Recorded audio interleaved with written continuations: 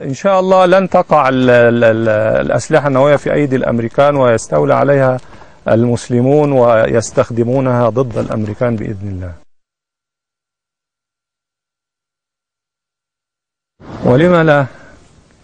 إذا هم يعني فعلوا ما يحقق ذلك نحن ليس عندنا مانع، فنحن جزء من أمة الإسلام، وأمة الإسلام هي أمة الرسالة الخاتمة التي جاءت للبشرية جميعا، وهذه الرسالة الخاتمة يعني فيها الأمن والسعادة والسلام والهناء لكل البشرية إذا الأمريكان وافقوا على شروطنا، ألا وهي أن يخرجوا من بلاد المسلمين وأن يوقفوا دعمهم للمحتل الغاشم اليهودي في فلسطين، ويوقفوا دعمهم للحكومات المرتدة المغتصبة للحكم في بلاد المسلمين، ويوقفوا أي اعتداءات على المسلمين، ويخرجوا المسجونين من سجونهم، فعند ذلك يقف القتال بيننا وبينهم.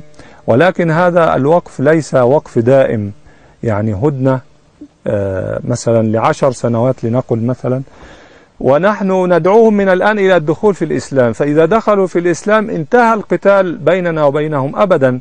فإذا لم يدخلوا فنحن إن شاء الله سنسعى لإقامة دولة الإسلام والخلافة الإسلامية، ثم ندعوهم من جديد إلى الدخول في الإسلام، فإن دخلوا فالحمد لله، وإن لم يدخلوا فنفرض عليهم الحكم الإسلامي، وعلامة ذلك دفع الجزية، وإن هم قبلوا بذلك فأيضا يقف القتال بيننا وبينهم، وليس ذلك على الله بعزيز.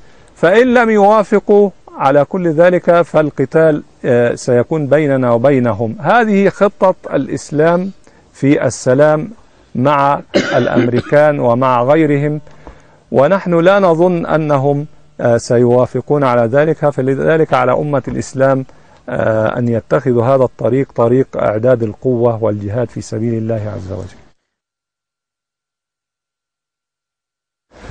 الحمد لله، الشيخ أسامة والشيخ أيمن الظواهري حفظهم الله هم في مأمن من يد الأعداء بفضل الله تعالى، ولكن طبعا لا يمكن أن نقول أين هم، وأصلا نحن لا نعرف أين هم، ولكن التواصل فيما بيننا مستمر، وهم مطلعون على كل أمور الجهاد سواء كان في أفغانستان أو في الفروع الأخرى للعمل الجهادي، فالتواصل فيما بيننا وبينهم تام.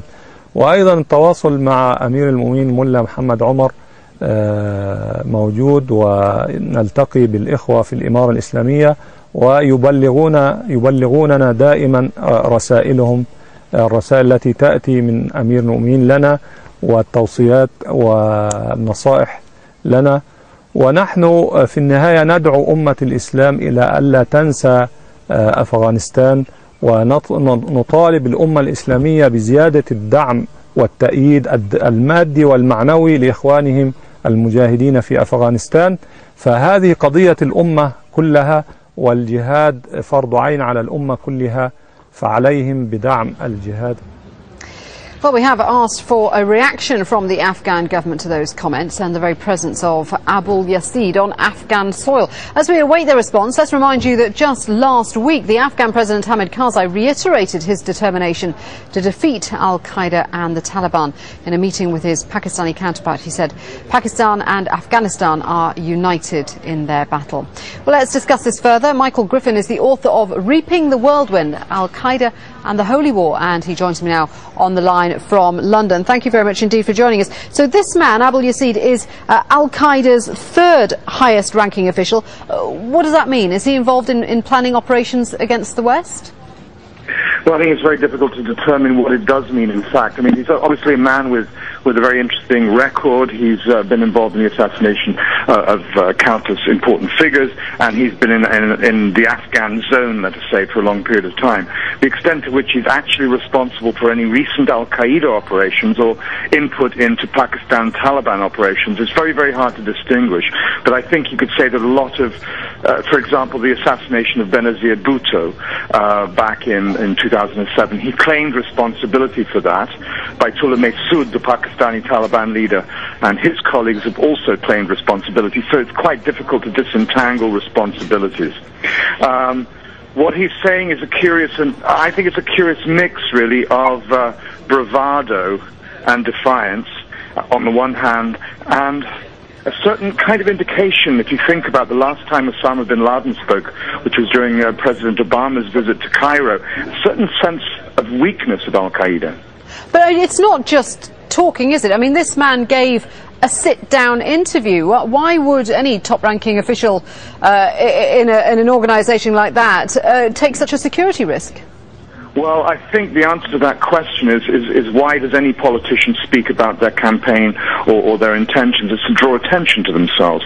And I think if you think about al-Qaeda at the moment, if they had safe havens in Swat, they've pretty much vanished along with the entire 3 million population of Swat as a result of recent government military activities up there. If you look at Waziristan North and South, which is where Osama bin Laden is alleged to be hiding, the Pakistan government has indicated its intention to track down Baitullah Masood there and do a kind of a SWAT operation there. So it's kind of al-Qaeda's losing its range of operation. I don't think this is a powerful organization, not as powerful organization as it was, say, last year. So this is a show of bravado then. So when he talks about wanting to use Pakistan's nuclear weapons against America, when he talks about retaking Afghanistan, this is what, a show of defiance in the face of... to be honest, I would say that last year, there was an attack last year, a very effective suicide attack on a town called Wah, 30 miles west of Islamabad, which is one of the main nuclear assembly storage areas for the Pakistan military's nuclear capability.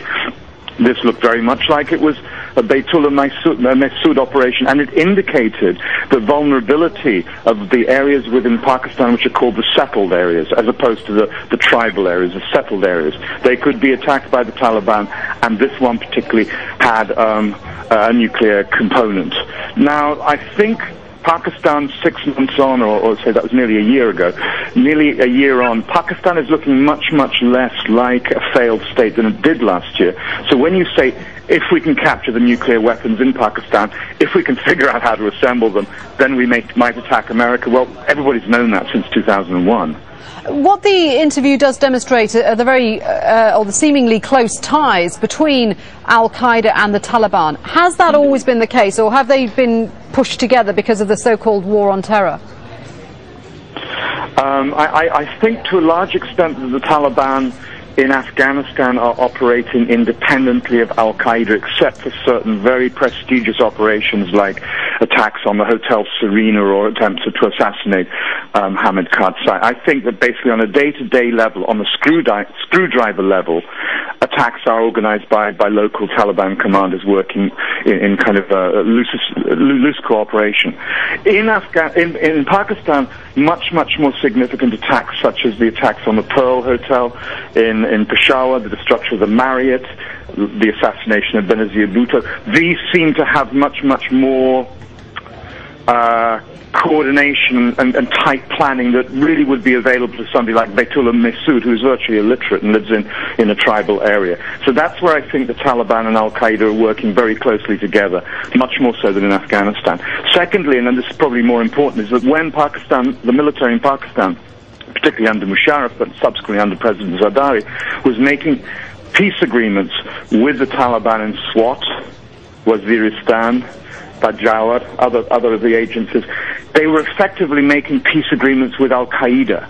It had gotten to the point that al-Qaeda and the Pakistan Taliban were so closely identified. Now that the Pakistan Taliban are on the back foot or are being attacked by the military, I think what you'll see, and what we've been seeing quite a lot, is al-Qaeda are pulling themselves out of Waziristan. They're moving their men to Somalia and Yemen. Michael, interesting stuff. Thank you for talking to us. Author Michael Griffin speaking to us from London there.